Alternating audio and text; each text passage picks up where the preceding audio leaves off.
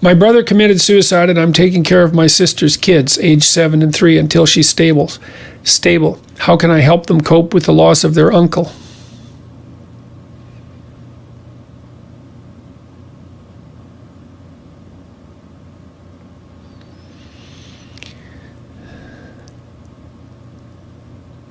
Well, how do you help kids cope? You put a stable routine together around them so that they don't have any additional uncertainty in their life. You decide that you're oriented towards their future good. You got to decide that as deeply as you can.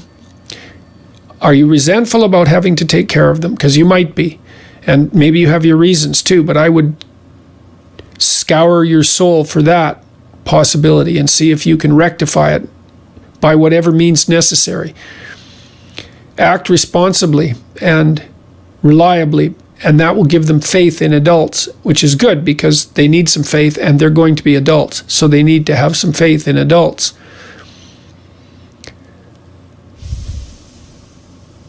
Play with them.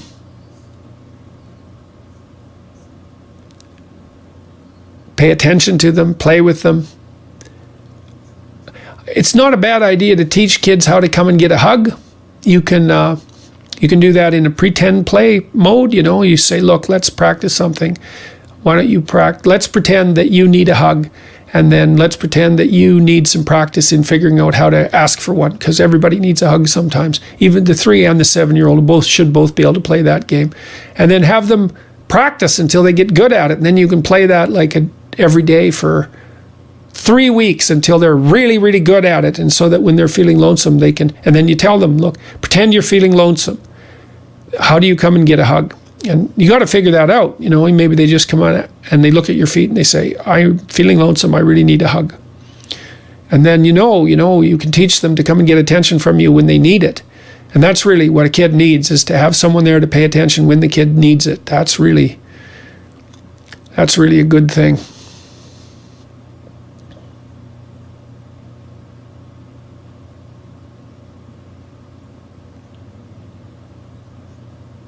The 7-year-old in particular is probably going to wonder if he or she was the cause of the suicide. That conversation might come up. You want to watch the kid to see if there's any evidence that he or she believes that. It's an easy thing for kids to believe because it actually helps them make a little bit of sense out of what happens. Something terrible happened. I lost my dad. He went away. I wasn't good enough for him. That's a really easy thing to think. So you might want to keep your eyes open for the necessity of that conversation.